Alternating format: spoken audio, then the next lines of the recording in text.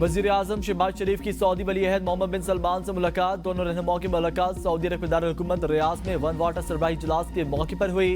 Saudi वली अहद का 6 माह में 5वीं बार वजीर आजम से मुलाकात पर खुशी का इजहार। दो तरफा ताल्लुकात में बड़ी तब्दीली लाने के लिए मुश्तरका अज़म का इरादा। मोहम्मद बिन सलमान ने कहा, यह हकीकी मोहब्बत और बामी एहतराम का सबूत है जो दोनों ममालिक के अवाम को जोड़ता है। वज़ीर आज़म ने सऊदी वली अहद का पाकिस्तानी अवाम के लिए नेक ख्वाहिशात पर शुक्रिया अदा किया।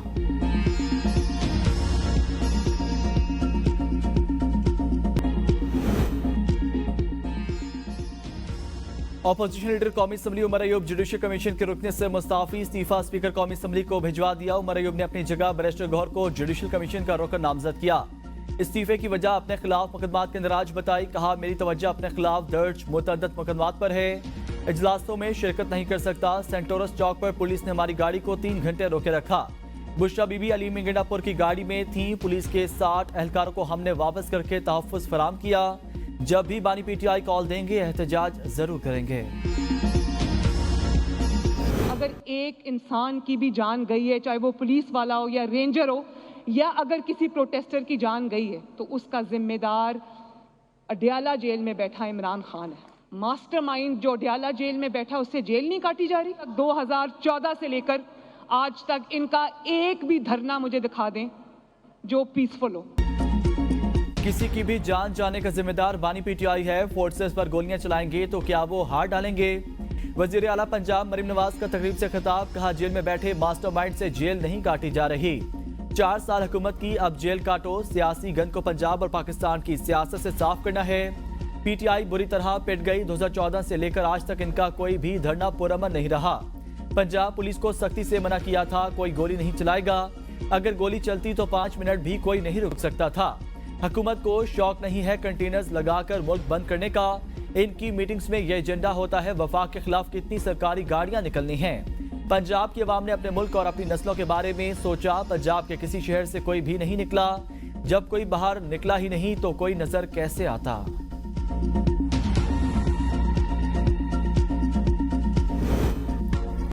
हुकूमत मुज़ाकरात की बात से पॉइंट स्कोरिंग के लिए करती है। साहबजादा हमें रजा कहते हैं, रियासती जबर के खिलाफ एहतजाजन इस्तीफा दिया। बानी को मुलाकात में बताऊंगा।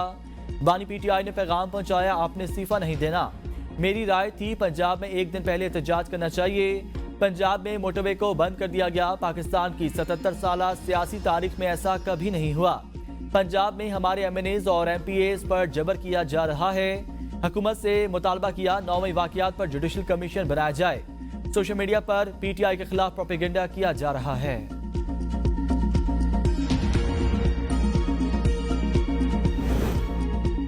पहले भी जुडिशल कमीशन बनते रहे, कुछ हासिल नहीं हुआ। मुशीर वजीर आजम राना सनाउल्लाह कहते हैं, जब जब एहतजाज हुए मुजाहिरीन को सजा नहीं दी जा सकी। जुर्म छोटा हो या बड़ा, मुलजिमों को अदालतों से सजा मिलनी चाहिए। कानून नाफिज करने वाले इदारे टास्क फोर्स को अपनी रिपोर्ट देंगे। पीटीआई के एहतजाज में 7 से 8 हजार अफराद मुसल्लह थे। इनके पास हर किस्म का असलहा था। एहतजाज में 80% लोग मुसल्लह थे। एहतजाज के दिन मगरिब के बाद डी चौक के करीब फायरिंग होती रही। मुजाहिरीन में से कुछ लोग छतों पर चढ़े हुए थे। पीटीआई लाशों की तादाद पर अपनी सियासत चलाती रहेगी।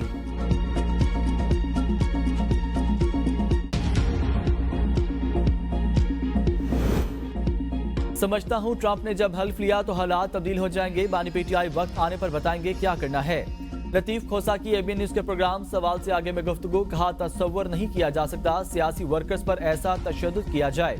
पीटीआई ने कभी जाँ भाग कारकुनों की तादाद से मुतल्लिक दस्तबरदारी का ऐलान नहीं किया। मेरे पास फहरिस्त मौजूद है। पीटीआई की कानूनी टीम इस पर काम कर रही है। मुकदमे के इंदराज के लिए अदालत से रुजू करेंगे। हमें दीवार से लगाया नहीं बल्कि चुन दिया गया। बुशरा बीवी का किरदार काबिल तहसीन। बानी पीटीआई के एक ऐलान से इनकी कांपें टांग जाएंगी।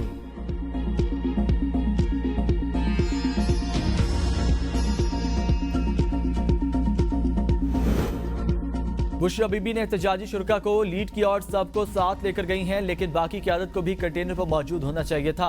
जब गोलियां चल रही थी तो कंटेनर पर खड़ा करके उन्हें भी मारना था क्या?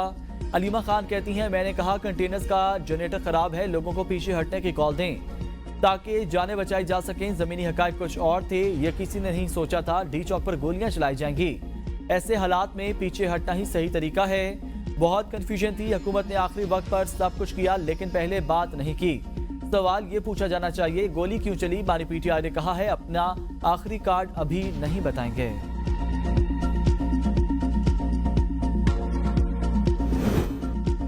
आलमी मेयार के इंसदाद फसादात फोर्स बनाई जाएगी। मुल्क में इंतशार फैलाने वाले किसी रियायत के मुस्तहिक नहीं, इनको सजाएं दी जाएं। कानूनी कार्रवाई पे पेशरफ्त का हफ्तावार जायजा लिया जाएगा। वज़ीर आज़म शहबाज शरीफ का टास्क फोर्स के इजलास से खिताब, कहा इंतशार फैलाने वालों ने बेलारूस के सदर के दौरे के वक्त दारुल-हुकूमत पर लश्कर कशी की, जो हमारे लिए शर्मिंदगी का बाइस बना। इस्लामाबाद सेफ सिटी में फॉरेंसिक लैब शामिल करके उससे बैनुल-अक़वामी मेयार पर लाया जाएगा। इजलास में 26 नवंबर एहतजाज के मौके पर वारदात से असलहा, खून और दीगर शवाहिद इकट्ठे किए जाने पर ब्रीफिंग।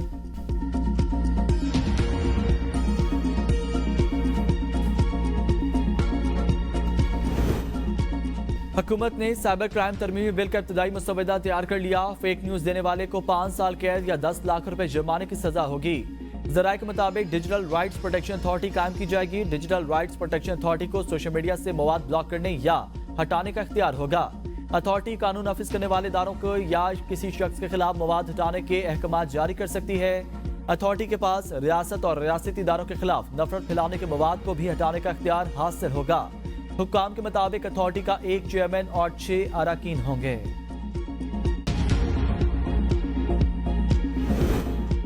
वज़ीर दिफा ख्वाजा आसिफ की तहरीक इंसाफ पर पाबंदी की मुखालफत, कहा मेरा नहीं ख्याल पीटीआई पर पाबंदी की कोई बात किसी फोरम पर डिस्कस हुई। पार्टियों पर पाबंदी लगने से कोई फर्क नहीं पड़ता, नए नाम से पार्टी लॉन्च हो जाती है। जो लोग भी इनको डी चौक लेकर आए हैं वो उनके दोस्त नहीं दुश्मन हैं। अब तो पीटीआई के अंदर से आवाजें उठ रही हैं, जो हुआ गलत हुआ। इस माहौल में मुज़ाकरात की कोई गुंजाइश बाकी नहीं। पीटीआई में बाज़ लोगों के रवैये सोच में बड़ी शिद्दत है। पीटीआई की आधी से ज्यादा लीडरशिप कॉम्प्रोमाइज्ड है। अली अमीन गंडापुर भी कॉम्प्रोमाइज्ड है। GHQ हमला केस में अली अमीन गंडापुर के वारंट जारी, गिरफ्तार करके पेश करने का हुक्म। केस में मुसलसल गैर हाजिरी पर दीगर 46 मुलजमान के भी वारंट गिरफ्तारी जारी। वारंट गिरफ्तारी जारी होने वालों में राजा बिशारत, जरताज गुल, बिलाल एजाज भी शामिल। स्पेशल प्रोसिक्यूटर ने इनकी जमानतें मंसूख करके वारंट गिरफ्तारी जारी करने की इस्तदा की थी। मुलजमान अदालत की जानिब से बार बार तलबी के बावजूद पेश नहीं हुए। उमर अयूब की दरख्वास्त से बरियत पर फैसला महफूज।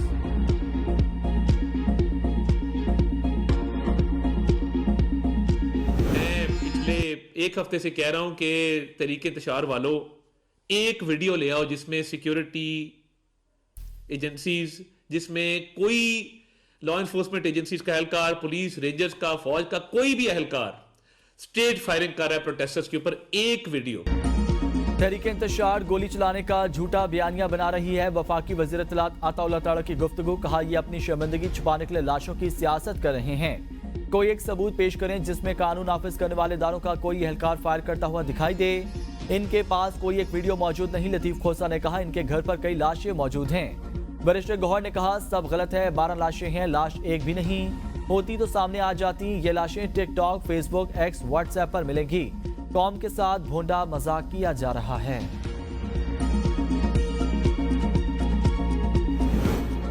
अता ताड़ मुबालगा राय से अपनी तशहीर करना चाहते हैं। बैरिस्टर साहब कहते हैं हुकूमत गिरफ्तार जख्मी कारकुनों से जबरदस्ती वीडियो रिकॉर्ड करा रही है। मुजाहरे की फुटेज मांगना वफाकी वजीर अता ताड़ की नाअहली का सबूत। अता ताड़ सोशल मीडिया पर कारकुनों पर फायरिंग की वीडियोस देख लें। बैनुल-अक़वामी मीडिया की फुटेजेस भी हुकूमत के जुल्म और बर्बरियत का सबूत। जाली हुकूमत अपनी मर्जी की बनाई हुई वीडियो से कौम को बेवकूफ नहीं बना सकती। अगर हमारे कारकुन जख्मी नहीं तो उन्हें अस्पताल में क्यों रखा गया है। 26 नवंबर की नाकाम बगावत के तमाम सबूत सामने आ गए। वज़ीर इत्तलात पंजाब अज़मा बुखारी का बयान, कहा सिक्योरिटी फोर्सेस पर हमलों के लिए गैर मुल्कियों को एहतजाज में लाया गया। एहतजाज में शरीक अफराद तरबियत याफ्ता और तकरीब कारी के माहिर थे। गिरफ्तार अफराद की अक्सरियत का पाकिस्तान में कोई रिकॉर्ड ही नहीं। केपी हुकूमत के पास दहशतगर्दों से लड़ने के लिए असलहा नहीं, फेडरेशन पर चढ़ाई के लिए जदीद असलहा है। लाशों की सियासत करने वाले अब तक दर्जन भर बयाना तब्दील कर चुके।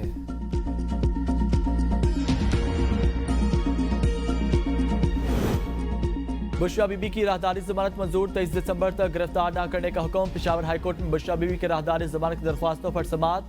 एडिशनल अटॉर्नी जनरल ने कहा इनको पाबंद किया जाए, मुतलका अदालत में पेश हों। जस्टिस वकार अहमद ने कहा राहदारी जमानत मुतलका अदालतों में पेश होने के लिए देते हैं। वकील दरख्वास्त गुजार ने कहा थोड़ा ज्यादा मोहलत दी जाए, 50 से जायद मुकदमात में पेश होना है।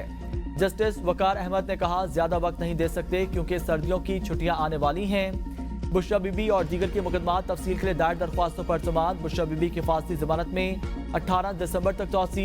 पेशावर हाईकोर्ट का बुशरा बीबी और दीगर दरख्वास्त गुजारों को दर्ज मुकदमात में गिरफ्तार न करने का हुक्म।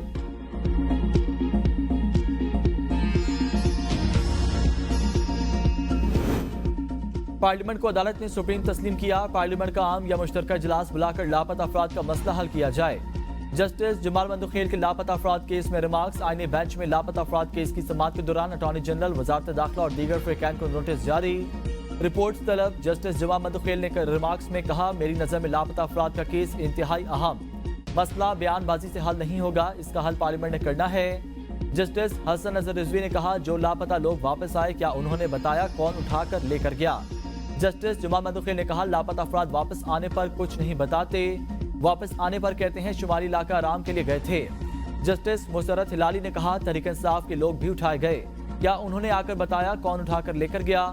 जस्टिस नईम अफगान ने कहा, लापता अफराद के नाम पर आजादी की जंग भी चल रही है, सिस्टम में कोई खड़ा होने को तैयार नहीं। वकील फैसल सदीकी ने कहा, लोगों के 10 से 20 प्यारे लापता हैं। अदालत ने गुज़िश्ता समाअत में लापता अफराद के हवाले से हुक्म दिया, आज वो गुज़िश्ता समाअत का ऑर्डर बेंच को नहीं मिल रहा। जस्टिस हसन नजर रिजवी ने रिमार्क्स दिए, लापता अफराद के केस में अदालत का ऑर्डर भी लापता हो गया।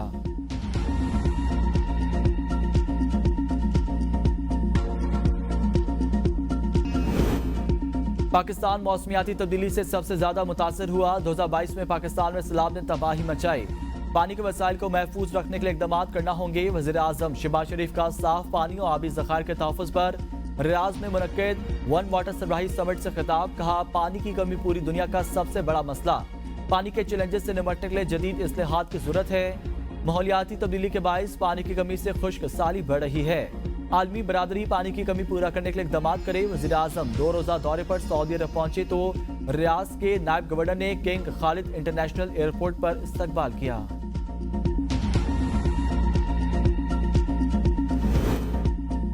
बिलावल भुट्टो जरदारी से चीन के सफीर जियांग जेडोंग की मुलाकात। दो तरफा ताल्लुकात के फ़रोग़ पर बातचीत। दो तरफा समाजी और सकाफती राब्तों में इजाफे पर भी गुफ्तगू।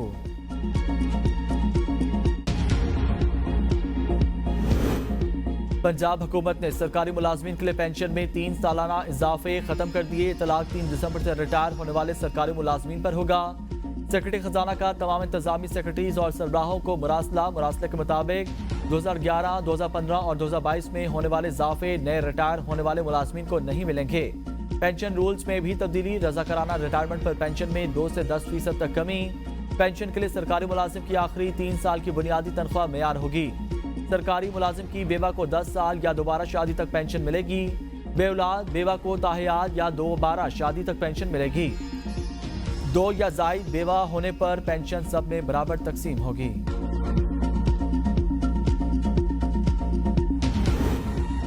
इस्लामाबाद के तीनों हलकों में ट्रिब्यूनल तब्दीली का केस। जस्टिस तारिक महमूद जहांगीरी का नाम वापस। अब्दुल शकूर पराचा बतौर इलेक्शन ट्रिब्यूनल जज बहाल। इलेक्शन कमीशन ने नून लीग के उम्मीदवारों की दरख्वास्तें मंजूर कर ली। इस्लामाबाद के तीनों हलकों की अजरदारियों से मुतालिक दरख्वास्तें जस्टिस रिटायर अब्दुल शकूर पराचा सुनेंगे। फैसले को पीटीआई उम्मीदवारों ने चैलेंज किया था। इस्लामाबाद हाई कोर्ट ने मामला इलेक्शन कमीशन को वापस भेजा था। मुकाबला करना सीखें, हार नहीं माननी। वज़ीर आला KP अली मेंगनापुर का तकरीब से खिताब। कहा, सूबे के हालात गलत पॉलिसियों की वजह से खराब हैं। अफगानिस्तान के साथ तवील बॉर्डर है, वो इकदाम नहीं किए जो करने चाहिए थे। हुकूमत निजी सेक्टर के ताउन के बगैर आगे नहीं बढ़ सकती। तालीम के बगैर कोई माशरा तरक्की नहीं कर सकता। हमारी नौजवान नस्ल ही हमारा मुस्तकबिल है।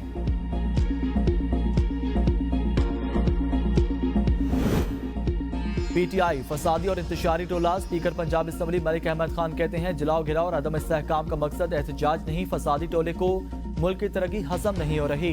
पीटीआई सोशल मीडिया के जरिए मनफी प्रोपेगेंडे में मसरूफ। फसाद, इंतशार, बदअमनी और सियासत में फर्क होता है। पीटीआई एहतजाज के दौरान गैर हाजिर रहने वाले पुलिस एहलकारों को बरतरफ करने का फैसला। वफाकी वजारत दाखिला की जानिब से नोटिफिकेशन जारी। जराये के मुताबिक दर्जनों एहलकार और अफसरान इस हुक्मनामे की रोशनी में नौकरी से बरतरफ हो सकते हैं। सुप्रीम कोर्ट आजाद कश्मीर का बड़ा फैसला पेश। Full assembly and public ordinance 2024 का लदम करार। सदारती ऑर्डिनेंस के खिलाफ वकला ने सुप्रीम कोर्ट में अपीलें दायर की थी। ऑर्डिनेंस 29 अक्टूबर को जारी किया गया। वकला ने ऑर्डिनेंस को ज़ाती इज़हार राय के खिलाफ फर्जी करार दे दिया था।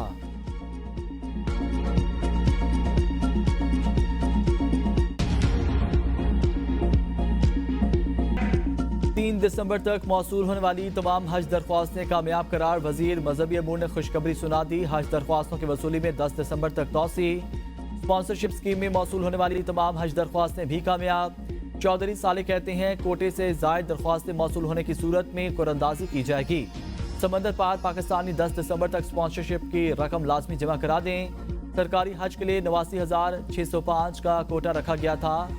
63,400 से ज्यादा अफराद ने दरख्वास्तें जमा कराईं। तकरीबन 26,000 अफराद ने दरख्वास्तें जमा नहीं करवाईं। हज अखराजात 10,75,000 से 11,75,000 के दरमियान होंगे।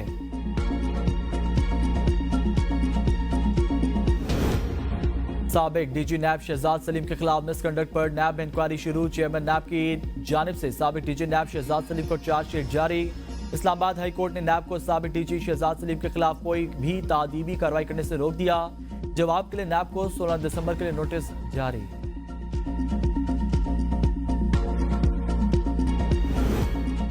कराची के माहिर सर्जन्स का कारनामा। नेशनल चाइल्ड इंस्टीट्यूट हेल्थ में धड़ जुड़ी बच्चियों का कामयाब ऑपरेशन। सर्जरी 10 घंटों तक जारी रही। सर्जरी के दौरान दोनों बच्चियों के धड़ को एक दूसरे से अलग कर लिया गया।